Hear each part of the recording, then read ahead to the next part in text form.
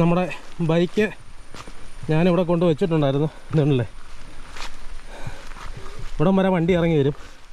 പണ്ടൊന്നും ഇങ്ങോട്ടൊന്നും വണ്ടി ഇറങ്ങി വരത്തില്ലായിരുന്നു.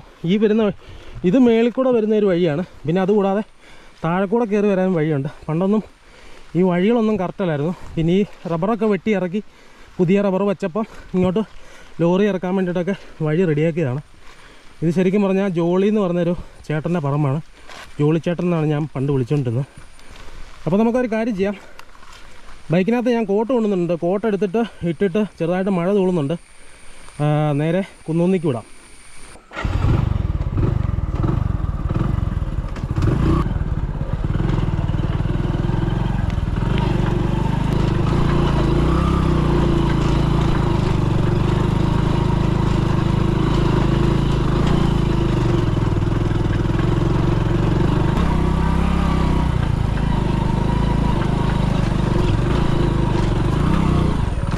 നമ്മൾ മേളത്തെ റോഡിലെത്തിയിരിക്കുകയാണ്. ഇനി നമുക്ക് താഴോട്ടാണ് പോകണ്ട കേട്ടോ. താഴോട്ട് പോയിട്ട് ഇത് പൂഞ്ഞാറിന് പോകാനുള്ള ഒരു ഷോർട്ട് കട്ടാണ്. നമുക്ക് നേരെ വിടാം.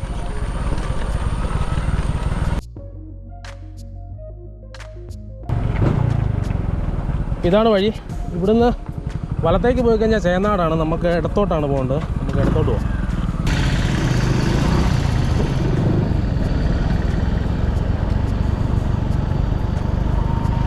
നല്ല മഴക്കാരൊക്കെ ഉണ്ട് കേട്ടോ. മഴ പെയ്യുമായിരുന്നത് നല്ലതായിരുന്നു. നമ്മുടെ ഒരു യാത്രയ്ക്കൊരു നല്ലൊരു വൈബ് കിട്ടും മഴ പെയ്ത് കഴിഞ്ഞാൽ.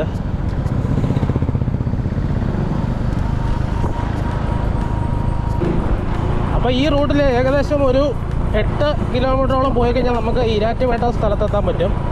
ഇവിടുന്ന് നേരെ പുറകോട്ട് പോയി കഴിഞ്ഞാൽ ചേന്നാടാണ് കേട്ടോ.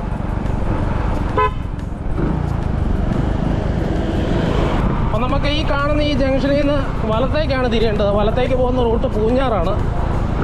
അപ്പോൾ ഈ പൂഞ്ഞാറിന് പോകാൻ വേണ്ടിയിട്ട് മെയിൻ ഒരു റോഡുണ്ട്.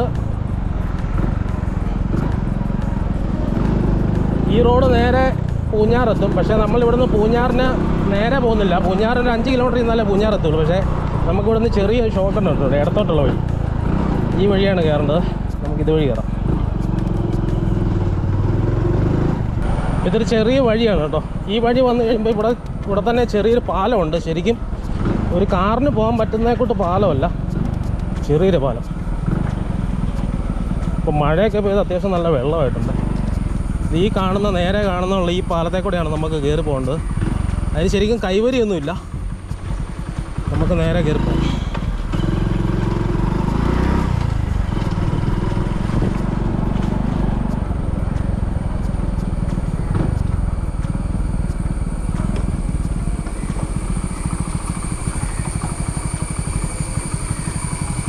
ഒരു വണ്ടി കറക്റ്റ് വരാനുള്ള ഇടയുള്ളൂ കേട്ടോ.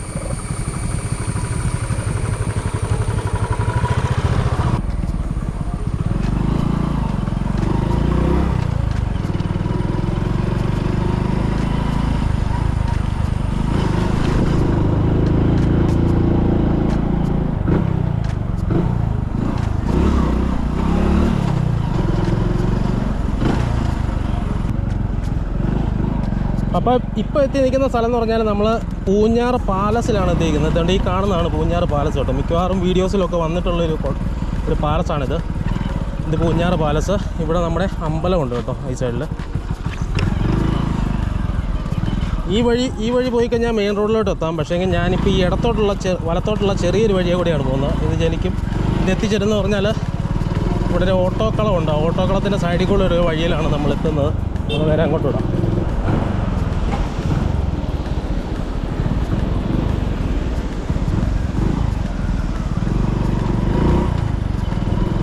ഈ ഇടത്തെ സൈഡിൽ കാണുന്ന കോളേജല്ല, സ്കൂളാണ്. അത് SMV HSS എന്ന് പറഞ്ഞ സ്കൂളാണ് കേട്ടോ.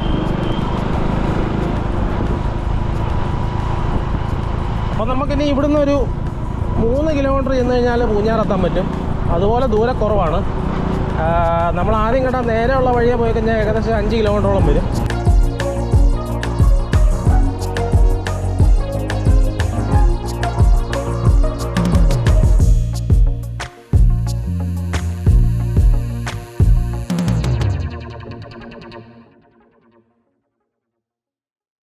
അപ്പോൾ ഞാൻ കുന്നൂന്നിയിലെത്തിയിരിക്കുകയാണ്.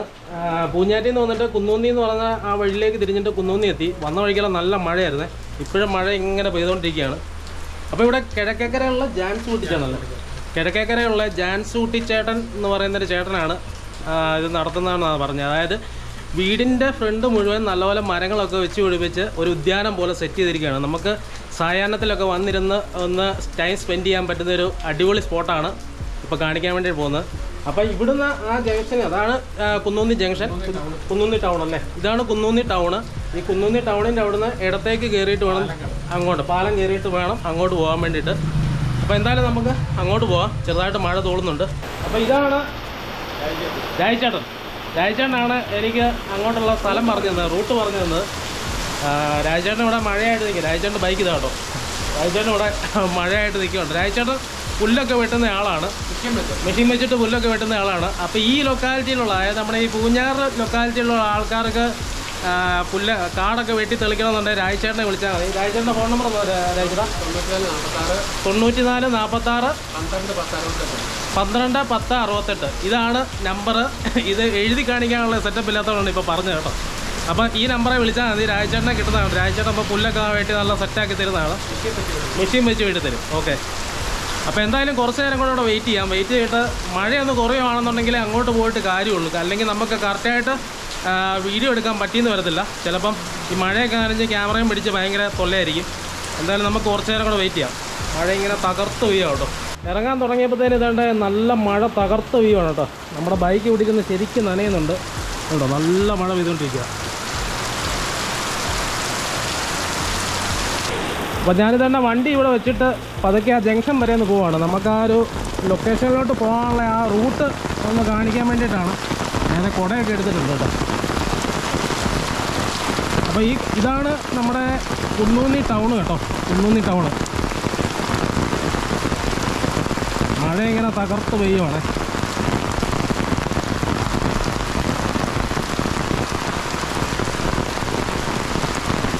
അപ്പോൾ ഇതാണ് കുന്നൂന്നി ടൗണ്, ഇതാണ് കുന്നൂന്നി ജംഗ്ഷൻ. ഈ ജംഗ്ഷൻ്റെ അവിടെ നിന്ന് ഇതുണ്ടല്ലേ കുന്നോം ശ്രീധർമ്മ ക്ഷേത്രം എന്ന് പറഞ്ഞൊരു കവാടമുണ്ട്. ഇതുവഴിയാണ് നമുക്ക് അകത്തോട്ട് കയറി പോകാനുള്ളത്. ഞാനിപ്പോൾ വന്നേക്കുന്ന വഴി ഇതുവഴിയാണ് കേട്ടോ. അപ്പോൾ നേരെ ഓപ്പോസിറ്റ് ഇതുണ്ടല്ലോ, ഇവിടെ ഒരു കുരിശുപള്ളിയൊക്കെ ഉണ്ട്. അപ്പോൾ നല്ല മഴയാണ്. നമുക്ക് ഇന്നത്തെ വീഡിയോ കവർ ചെയ്യാൻ പറ്റുമോ എന്ന് അറിയത്തില്ല. ഈ വഴിയാണ് എന്തായാലും നമുക്ക് കയറി പോകേണ്ടത്. ഞാനിപ്പോൾ വണ്ടി വെച്ചേക്കുന്ന അവിടെയാണ്. ഇതുവഴി ഒരു പാലമുണ്ട്. ഇവിടെ ഒരു ചെറിയ നടപ്പന്തലൊക്കെ കാണാൻ സാധിക്കും. ഇതല്ലേ ഒരു ലൊക്കേഷൻ കറക്റ്റായിട്ട് നമുക്ക് പോകേണ്ടത് അറിയാൻ വേണ്ടിയിട്ടാണ് ഞാനതൊക്കെ പറയുന്നത്. ഇവിടെ ഒരു പാലമുണ്ട്. ഈ പാലത്തേക്കൂടെ കയറി നമുക്ക് നേരെ പോകണം.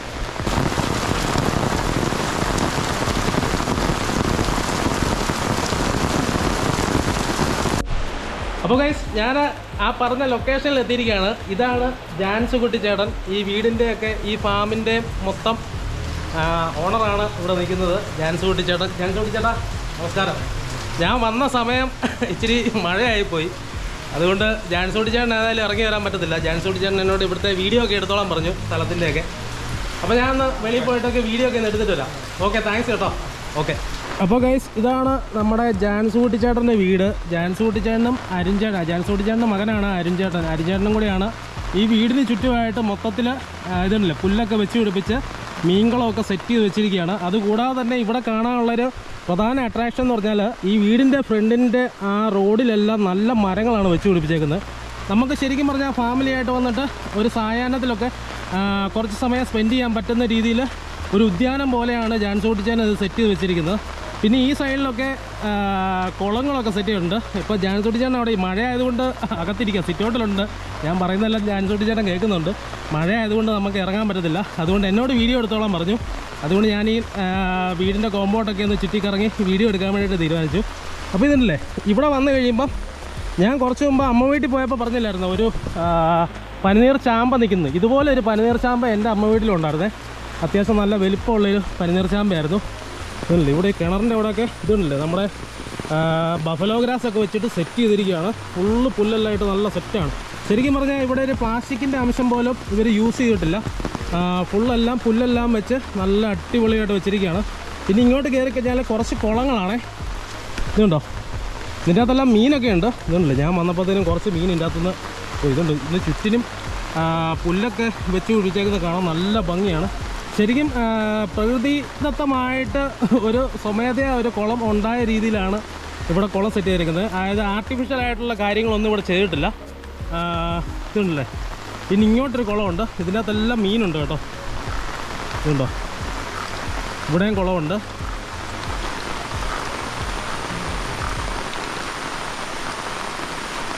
ഇതും ഒരു കുളമാണ്. ഇതിനകത്തെല്ലാം മീനുണ്ടെന്നാണ് ചേട്ടൻ പറഞ്ഞത്. ഇതുണ്ടോ, ഇവിടെ ചെറിയൊരു മരത്തടി ഇരിക്കാൻ പാകത്തിനുണ്ടോ സെറ്റ് ചെയ്ത് വെച്ചേക്കുന്നത്. ഇതുണ്ടോ, അടിപൊളിയാണ് കേട്ടോ. അതായത് ചെറുതായിട്ടുള്ളൊരു കാര്യം പോലും അത്ര ഗംഭീരമായിട്ട് അട്രാക്റ്റ് ആകുന്ന രീതിയിലാണ് ഇവിടെ സെറ്റ് ചെയ്തിരിക്കുന്നത്. ഇതുണ്ടല്ലേ, ചെറിയൊരു മരത്തടിയാണ്. നമ്മുടെ പറമ്പിലൊക്കെ കാണുന്ന ചെറിയൊരു മരത്തടിയാണ്. അതുപോലെ അടിയിലൊരു കമ്പിയൊക്കെ സെറ്റ് ചെയ്തിടുന്നുണ്ടല്ലേ, സെറ്റായിട്ട് വെച്ചേക്കുന്നു. ഇതുണ്ടോ, ഇവിടെയും കുളമുണ്ട്. ഇവിടെയും കുളമുണ്ട്. ഇത് നടപ്പാതയൊന്നും ശരിക്കും പറഞ്ഞാൽ കല്ലൊന്നും ഇട്ടിട്ടില്ല. കറക്റ്റായിട്ട് ആ ഒരു പ്രകൃതി എങ്ങനെയാണോ നിർത്തിയിരിക്കുന്നത് ആ രീതിയിൽ തന്നെയാണ് ഇവിടെ എല്ലാ ഏരിയയും സെറ്റ് ചെയ്തിരിക്കുന്നത്. ഇതുണ്ടോ, ഇവിടെയും ചെറിയ കുളം സെറ്റ് ചെയ്ത് വെച്ചിട്ടുണ്ട്. ഇതിനകത്ത് മീനുണ്ടെന്ന് തോന്നുന്നു കേട്ടോ. ഇവിടുന്ന് കാണുമ്പോൾ ഉള്ളൊരു വ്യൂ എന്ന് പറഞ്ഞാൽ ഒരു രക്ഷയില്ല.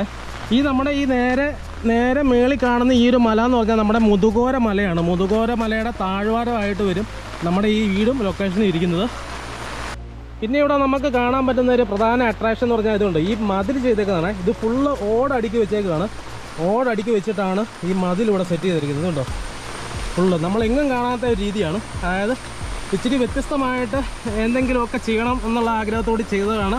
ഇങ്ങനെ ഓടൊക്കെ വെച്ചിട്ട് നല്ല സെറ്റായിട്ട് ഇതുണ്ടോ, ഫുൾ ഓടാണ്. ഓടിങ്ങനെ വിലങ്ങനെ വെച്ചിട്ട് അടുക്കിയാണ് ഈ ഒരു മതിൽ സെറ്റ് ചെയ്തിട്ടുള്ളത്. കേട്ടോ, അത് കാണാൻ ഭയങ്കര ഭംഗിയാണ്, ഒരു രക്ഷയില്ല. ഇതാണ് നമ്മുടെ ജാൻസൂട്ടിച്ചാൻ്റെ വീട്ടുപേരാണിത്. കിഴക്കേക്കര എന്ന് പറഞ്ഞ വീട്ടുപേരാണ്.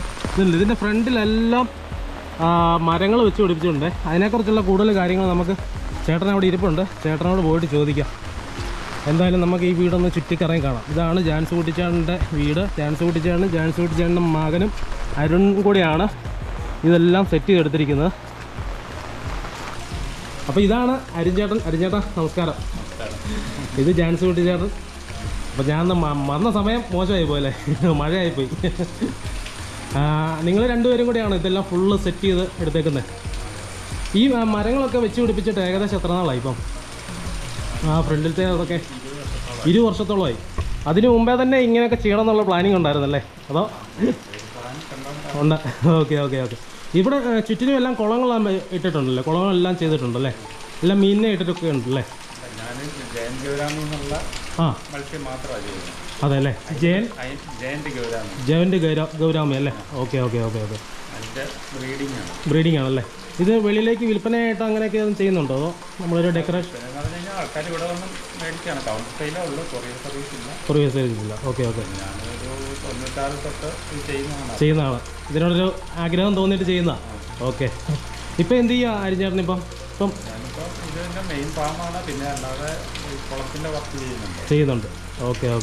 അപ്പം നമ്മൾ വെളിയിൽ നിന്ന് ഒരാൾ വരുവാണ്, ജസ്റ്റ് ഇതുപോലെയൊക്കെ നാക്കി തരുമോന്നൊക്കെ ചോദിച്ചാൽ ചെയ്തു കൊടുക്കും? മത്സ്യകൃഷി അത്ര ആൾക്കാരങ്ങനെയും ചെയ്യുന്നില്ല. കാരണം ഒരുമാതിരിപ്പെട്ട ഈ കോവിഡ് സമയം കഴിഞ്ഞിട്ട് സർക്കാരിൻ്റെ ഒത്തിരി സ്കീമെല്ലാം ഉണ്ടായിരുന്നു. അപ്പോൾ എല്ലാവരും തന്നെ സബ്സിഡിയൊക്കെ ആയിട്ട് ഒത്തിരി പേര് ചെയ്തിട്ടുണ്ട്. കൊമേഴ്ഷ്യലായിട്ടൊന്നും ഇതത്ര ചെയ്യുന്നില്ല. ആൾക്കാർ അത്ര കേരളത്തിൽ അത്ര ശരിയാകുന്നില്ല. ഓക്കെ. പിന്നെ ആൾക്കാരും ഇല്ലെന്നായി. അതെ. ഇതിപ്പോൾ ശരിക്കും ആൾക്കാർക്ക് ഒരു താല്പര്യത്തോടെ ഇത് ആരും അങ്ങനെ ചെയ്യുന്നില്ല. എല്ലാവരും പല മേഖലകൾ തേടി പോകുമല്ലേ. അല്ല, ഇതിപ്പം തിലോപ്പിയൊക്കെയാണ് മെയിനായിട്ട് ആൾക്കാർ ചെയ്യുന്നത്. തിലോപ്പിയൊക്കെ നമ്മൾ മേടിക്കുന്ന ഫുഡിന് വീടിന് എല്ലാ ദിവസവും എല്ലാ ആഴ്ചയിലും ഇതിന്റെ വില കൂടിക്കൊണ്ടിരിക്കുക. അതിന്റെ കോസ്റ്റ് എന്ന് പറയുന്നത് ഏതാണ്ട് ഒരു 100 രൂപയോളം വരും ഇങ്ങനെയുള്ള ചെറിയ കുളത്തിലൊക്കെ നമ്മൾ ചെയ്യുമ്പോൾ. പക്ഷേ നമുക്കിവിടെ മാർക്കറ്റിൽ 80 രൂപയ്ക്ക് 100 രൂപയ്ക്ക് പുറത്തുനിന്നുള്ള തിലോപ്പിയ കിട്ടുന്നുണ്ട്. അതല്ലാതെ വലിയ പടിഞ്ഞാറൊക്കെയുള്ള വലിയ പാടശേഖരത്തൊക്കെ ഉണ്ടാക്കുന്ന അവർക്ക് കോസ്റ്റ് കുറവാണ്. കാരണം കോട്ടൺ വേസ്റ്റും എല്ലാം കൂടി ചെയ്യുമ്പം 30 രൂപ കിട്ടിയാലും ലാഭമാണ്. അതെ. ഇവിടെ നമുക്ക് 100 രൂപ കോസ്റ്റ് വരും. ഇവിടെ ആൾക്കാർ ഫാമിലൊക്കെ 250 രൂപയ്ക്കാണ് റീറ്റെയിൽ കൊടുക്കുന്നത് അല്ലേ? പക്ഷേ ആ റീറ്റെയിൽ അത് മറ്റേ ഈ പുറത്ത് കണ്ടത്തിൽ ചെളിക്കകത്ത് വളർത്തുന്നതും ഈ നല്ല ഫീഡ് കൊടുത്ത് വളർത്തുന്നതായിട്ട് രുചി വ്യത്യാസമുണ്ട്. അതെ അതെ അതെ. പക്ഷേ ആൾക്കാരെന്നാലും ഈ ഇടയ്ക്ക് പത്രത്തിൽ ഇതിൻ്റെ വിഷത്തെ പറ്റിയൊക്കെ റിപ്പോർട്ട് വരുമ്പം കുറച്ച് നാളത്തേന് പോയി അതെ ഈ നല്ല മീൻ മേടിക്കും. അതെ അതെ. അത് കഴിഞ്ഞിട്ട് പിന്നെ ഇത്രയും വില ഡിഫറൻസ് ഒക്കെ. അതെ അതെ അതെ അതെ. ഇത് ശരിക്കും ഈ ജയന്റ് ഗൗരാമി മീനുകൾക്ക് നമ്മളിപ്പം വളർത്തുമ്പോൾ എന്തേരം എക്സ്പെൻസ് വരുന്നുണ്ട്? അതായത് നമുക്ക് നമുക്ക് 0 കോസ്റ്റ് വളർത്താമെന്നുള്ളതാണ് ജയന്റ് ഗൗരാമിയുടെ പ്രത്യേകത അല്ലേ? ഇതിന് ശരിക്കും എന്തൊക്കെ ഫുഡുകളാണ് ഇവിടെ കൊടുക്കുന്നത് മിക്കവാറും? അത് ചേമ്പല അല്ലെങ്കിൽ ഒരു 50% വെജിറ്റേഷൻ. നമുക്ക് വീടുകളിൽ പയർ, തോട്ടപ്പയറിൻ്റെ ഇല, അങ്ങനത്തെ വള്ളി വെള്ളം എല്ലാം ഒരു അങ്ങനെ നമുക്ക് വളർത്താൻ പറ്റും അല്ലേ? ചീര ഐറ്റങ്ങളെല്ലാം. പിന്നെ ഈ പഴങ്ങളെല്ലാം പഴുത്തു പോകുന്നതെല്ലാം വാഴപ്പഴം, ചക്കപ്പഴം, അങ്ങനെയൊക്കെ അതെല്ലാം കഴിച്ചോളും. എല്ലാം കഴിച്ചോളും. ഓ ശരി ശരി. പിന്നെ വീട്ടിലെ നമ്മളെ ചോറ് അങ്ങനത്തെ എല്ലാം കഴിച്ചോളൂ അല്ലേ? പിന്നെ അധികം തീറ്റ കൊടുക്കണ്ട നമുക്ക്. പിന്നെ പക്ഷെ വളർച്ച മറ്റേ തിലോപ്പിയ അല്ലെങ്കിൽ കാർപ്പേറ്റ് എന്ന് പറഞ്ഞാൽ 6 മാസം ഹാർവെസ്റ്റിംഗ് ആണ്. ഓ ശരി ശരി. പക്ഷെ നമ്മളൊരു 1.5 വർഷം ഇതിനു വേണ്ടി മെനക്കെടണം അല്ലേ? 1.5 വർഷമെങ്കിലും ആയാലോ ഒരു കിലോ 1 കിലോക്ക് വരുള്ളൂ. ഒരു വർഷം കൊണ്ട് 400-500 ഗ്രാമോ വരും. അത്ര വരുള്ളൂ. ഇത് ശരിക്കും ഇതിൻ്റെ ഈ രോഗങ്ങളിൽ നിന്നൊക്കെ ഉള്ളൊരു എന്നാ പറഞ്ഞാൽ അത് ഈ മീനുകൾക്ക് എങ്ങനെയാണ്? പ്രതിരോധശേഷിയൊക്കെ ഉള്ളതാണോ? അതെ അതെ. കാരണം ഈ വെള്ളത്തിൻ്റെ pH അല്ലെങ്കിൽ വെള്ളത്തിൻ്റെ ഓക്സിജൻ്റെ അളവൊന്നും ഇതിനത്ര ബാധകമല്ല. ഡയറക്റ്റ് ഓക്സിജൻ ബ്രീത്തിങ് ആണ്. അന്തരീക്ഷത്തിൽ വന്ന് ഈ മുഷിയൊക്കെ പോണൊക്കെ അങ്ങനെ ചെയ്യല്ലേ? പോണക്കുള്ള വെള്ളത്തിൽ കിടന്നോളൂ, സർവേ ചെയ്യും. ഓ ശരി ശരി. Okay okay. അങ്ങനെ കെയർ കൊടുക്കേണ്ട ഒരു മീനല്ല. ഓക്സിജൻ അല്ലെങ്കിൽ pH നോക്കുക അങ്ങനെയൊന്നും വേണ്ട അല്ലേ? ഒരാഴ്ച തിരിഞ്ഞ് നോക്കിയില്ലെങ്കിലും മീൻ അവിടെ കിടന്നോളൂ. ഓക്കെ. മുകളിലോട്ട് കയറി പോയോ? മുകളിലോട്ട് ഞാൻ കയറി പോയില്ല. അവിടെ എല്ലാം കുളങ്ങളുണ്ട്. ഉണ്ടല്ലേ? എല്ലാം ഇതിൻ്റെ അകത്ത് ഈ മീനുകളെ തന്നെയാണ് തന്നെയാണ്. ഗൗരാമി തന്നെ 4 വെറൈറ്റി ഉണ്ട്. 4 വെറൈറ്റി ഉണ്ട്. അത് ഏതൊക്കെ വെറൈറ്റി? ഓരോന്ന് ജസ്റ്റ് ഒന്ന്. അതായത് കളർ വ്യത്യാസമാണ്. അതായത് ബ്ലാക്കാണ് സാധാരണ എഡിബിൾ ഫിഷ് എന്നുള്ള രീതിയിൽ ഏറ്റവും കോമൺ ആയിട്ടുള്ളത്. അതെ അല്ലേ? അതിനാണ് വിലയും കുറവ്. ഒരു കുഞ്ഞിന് 2 ഇഞ്ച് സൈസ് 30 രൂപയാണ്. അതെ. മറ്റേ പിങ്ക് ആണ് പിന്നെ വരുന്നത്. പിങ്കിനാണ് ഏറ്റവും വളർച്ചയും നല്ലത്. പക്ഷെ അതാ മറ്റേ ഹോം സിനിമയിലൊക്കെ കാണുന്ന ആ മീനാണ് പിങ്ക് ഗൗരാമി. ഒരു ഓറഞ്ച് കളർ, അത് വെള്ളത്തിനനുസരിച്ച് ഇച്ചിരി കളർ അങ്ങോട്ടും ഇങ്ങോട്ടും മാറ്റി. പിന്നെ പോയിട്ട് ആൽബിനോ ആണ്, റെഡ് ഐ. ആൽബിനോ ഇച്ചിരി ലൈറ്റ് കളറില്ല, അല്ലെങ്കിൽ വൈറ്റ് റെഡ് ഐ ആയിട്ടുള്ള. പിന്നെ റെഡ് ടെയിൽ എന്നും പറഞ്ഞാൽ ഏറ്റവും റയർ ആയിട്ടുള്ള. ഓ ശരി ശരി. എനിക്ക് 3 വെറൈറ്റി ഉണ്ട്. റെഡ് ടെയിൽ ഉണ്ടായിരുന്നതാണ്, പക്ഷേ ആവശ്യമൊന്നും പിന്നെ ഞാൻ അത് വളർത്താൻ നോക്കുന്നില്ല. അപ്പോൾ ഞാനിതന്നെ മഴ ആയതുകൊണ്ട് ഫുള്ള് കോട്ടൊക്കെ ഇട്ട് ഹെൽമെറ്റൊക്കെ വെച്ചിട്ടാണ് നിൽക്കുന്നത്. അപ്പം ഇതിൻ്റെ ബാക്ക് സൈഡിലേക്കും കുറച്ച് ഫിഷൊക്കെ വളർത്തുന്നുണ്ട്. ഇതിനകത്ത് പ്രധാനമായിട്ടും ചെയ്യുന്നത് ജയൻറ്റ് ഗൗരാമി എന്ന് പറയുന്ന മീനുകളാണ് ഈ കുളങ്ങളിലെല്ലാം ചെയ്യുന്നത്. ഒറ്റ വെറൈറ്റി മാത്രം സെലക്ട് ചെയ്തിട്ടാണ് അരിഞ്ചേട്ടൻ ഇതെല്ലാം ചെയ്യുന്നത്. അപ്പോൾ ഈ ജയൻറ്റ് ഗൗരാമി മീൻ എന്ന് പറഞ്ഞിട്ടുണ്ടല്ലോ, ഈ ബക്കറ്റിനകത്ത് കുറച്ചിട്ടിട്ടുണ്ട്. ഞാൻ ജസ്റ്റ് കാണിക്കുന്നുണ്ട്. ഈ കിടക്കുന്നതെല്ലാം ജയൻറ്റ് ഗൗരാമി മീനുകളാണ്. ഇത് ആവറേജ് ഒരു 1.5 കൊല്ലത്തോളമൊക്കെ ഇത് വളർത്തിയാലേ ആവറേജ് 1 കിലോയൊക്കെ തൂക്കം വരുവുള്ളെന്നാണ് അരിഞ്ചേട്ടൻ പറഞ്ഞിട്ടുള്ളത്. എന്തായാലും നമുക്ക് ഈ വീടൊന്ന് ചുറ്റിനും ഒന്ന് കറങ്ങി കാണാം. അപ്പോൾ ഈ സൈഡിലേക്കൊക്കെ കുളങ്ങളൊക്കെ വെച്ചിട്ടുണ്ട്. ഇതെല്ലാം കുളമാണ് കേട്ടോ. ഇതിൻ്റെ അകത്തെല്ലാം മീനുകളുണ്ട്. ഇതിപ്പോൾ ഈ മഴ ആയതുകൊണ്ടെല്ലാം അങ്ങ് വെള്ളത്തിനടിയിലോട്ട് പോയിരിക്കുകയാണ്. ഇവിടെ ഒരു ഊഞ്ഞാലൊക്കെ കെട്ടിയിട്ടുണ്ട്.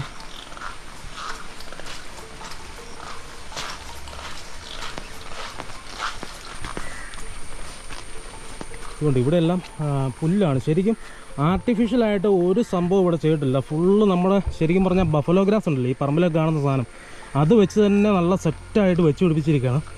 ഇത് കാണാൻ നല്ല ഭംഗിയാണ് കേട്ടോ. ഇതാണ് വീടിൻ്റെ ഒരു ബാക്ക് സൈഡ് എന്ന് പറയുന്നത്. ഇതുണ്ടോ, നല്ലൊരു നമുക്കൊരു സായാഹ്നത്തിലൊക്കെ നമുക്ക് എങ്ങോട്ടും ടൂർ പോകേണ്ട കാര്യമില്ല. നമ്മുടെ വീടിൻ്റെ പുറകെ തന്നെ വന്നിരുന്നാൽ മതി. ആ രീതിക്കാണ് ഇവിടെ സെറ്റ് ചെയ്തിരിക്കുന്നത്. ഇതുകൊണ്ട് ഇവിടെ ഒരു കുളമുണ്ടേ. ഇതുണ്ടോ, ഇവിടെ റംബൂട്ടാൻ മരവും നിൽപ്പുണ്ട്. ഇതുണ്ട്, ഇതൊരു കുളമാണ്. ഇതിനകത്ത് മീനുണ്ട്. ഇതുണ്ടോ, ഇതൊരു മീൻ ഇതേഴ് വരുന്നത്. ഇത് ജയൻറ്റ് ഗൗരാമിയാണ്. ഇതുണ്ടോ, മഞ്ഞ കളറിൽ വരുന്നുണ്ട്.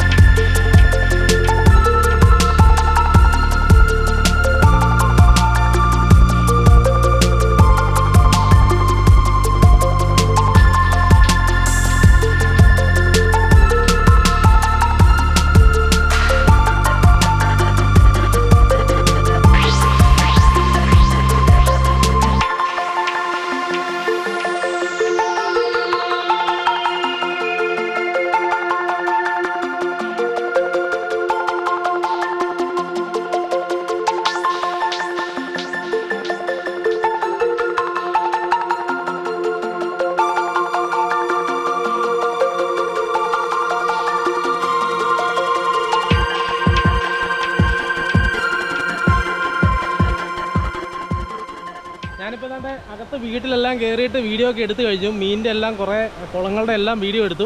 അരിഞ്ചേട്ടൻ അത് കറക്റ്റായിട്ട് കാര്യങ്ങളെല്ലാം പറഞ്ഞു തന്നിട്ടുണ്ട്. അപ്പോൾ കുറച്ച് നേരമായിട്ട് ഞാൻ വീടിൻ്റെ അകത്തായിരുന്നു. ഇനി ശരിക്കും ഇത് കാണാനുള്ള കാഴ്ച എന്ന് പറഞ്ഞാൽ നമുക്ക് ഈ വെളിയിലാണുള്ളത്. ഈ വെളിയിലേക്കാണ് ഈ മരങ്ങളെല്ലാം വെച്ച് പിടിപ്പിച്ചിരിക്കുന്നത്. ഇതെന്ന് പറഞ്ഞാൽ ശരിക്കും ഏകദേശം ഒരു 20 വർഷങ്ങൾക്ക് മുമ്പ് തന്നെ ഇങ്ങനെ ഒരു ഉദ്യാനം ഉണ്ടാക്കുന്നതിനെക്കുറിച്ചൊരു വ്യക്തമായിട്ടുള്ളൊരു ധാരണ അരിഞ്ചേട്ടൻ ഉണ്ടായിരുന്നു. അങ്ങനെയാണ് ഈ ഉദ്യാനം ഇവിടെ സെറ്റ് ചെയ്തിരിക്കുന്നത്. ഇതുണ്ടല്ലേ, നമുക്ക് ഫാമിലി ആയിട്ട് വൈകുന്നേരങ്ങളിൽ വന്നു കഴിഞ്ഞാൽ നല്ല രീതിയിൽ സ്പെൻഡ് ചെയ്യാൻ പറ്റുന്ന ഒരു കിഡിലസ് പ്ലേസാണ് നമ്മുടെ ഈ പൂഞ്ഞാറിനടുത്ത് കുന്നൂന്നിലുള്ള ഈ ഒരു പ്ലേസ്. ഇതുണ്ടല്ലേ, ഇവിടെ ശരിക്കും പ്രധാനമായിട്ടും ഉള്ള ആകർഷണം എന്ന് പറഞ്ഞാൽ ഈ മരങ്ങൾ ഈ ഒരു ചെറിയൊരു തോടിൻ്റെ സൈഡിലായതുകൊണ്ടല്ലേ, നമ്മൾ വെളി രാജ്യങ്ങളിലൊക്കെ കാണുന്ന ടൈപ്പ് ഒരു മരമാണ്. യൂക്കാലി മരമൊക്കെ പോലത്തെ ഒരു മരമാണ് ഈ കാണുന്നത്. ഈ മരങ്ങൾ ഇങ്ങനെ അങ്ങ് ദൂരെ വരെ ഇങ്ങനെ വെച്ചേക്കുകയാണ്. നമുക്ക് ശരിക്കും പറഞ്ഞാൽ ഒരു കല്യാണ ഷൂട്ടിങ്ങിനും ഒക്കെ വന്നു കഴിഞ്ഞാൽ, അല്ലെങ്കിൽ ഒരു ഫോട്ടോ ഷൂട്ടിങ്ങിനൊക്കെ വന്നു കഴിഞ്ഞാൽ നല്ല അടിപൊളിയായിട്ട് കിട്ടില്ല ഫോട്ടോസ് എടുക്കാൻ പറ്റുന്ന ഒരു അടിപൊളി പ്ലേസാണ് ഇത്. ശരിക്കും ഈ ഒരു സൈഡിൽ ഇതുപോലെ പുൽത്തകിടി പോലെ സെറ്റ് ചെയ്തിട്ട് വീടിനകത്ത് നല്ല കിടിലൻ ഫാം, അതായത് ഫിഷ് ഫാമാണ്. മെയിനായിട്ട് ഇവിടെ ജയൻറ്റ് ഗൗരാമി മീനുകളാണ് ഇവിടെ വളർത്തുന്നത്. അതിനെ മാത്രം സ്പെഷ്യലൈസ് ചെയ്തിട്ടാണ് അരിഞ്ചേട്ടൻ ഇത് സെറ്റ് ചെയ്തിരിക്കുന്നത്. പിന്നെ അച്ഛനും ഈ ഒരു ഉദ്യാനം ഇങ്ങനെ സെറ്റ് ചെയ്യുന്നതിന് ഒരു 20 കൊല്ലങ്ങൾക്ക് മുമ്പേ ഉള്ള ഒരു തയ്യാറെടുപ്പുകൾ ഉണ്ടായിരുന്നു. ഇന്ന് നമ്മൾ ഈ കാണുന്ന ഈ ഒരു മരങ്ങളെല്ലാം വെച്ച് പിടിപ്പിച്ച് ഈ ഒരു ഉദ്യാനത്തിന് പിന്നിൽ ശരിക്കും 20 കൊല്ലത്തിന് മുമ്പ് തൊട്ടേ ഒരു എഫേർട്ട് ഉണ്ടായിരുന്നു. അതിൻ്റെ ഫലമായിട്ടാണ് നമുക്ക് ഇങ്ങനെ ഒരു ലൊക്കേഷൻ ഇവിടെ കിട്ടിയിരിക്കുന്നത്.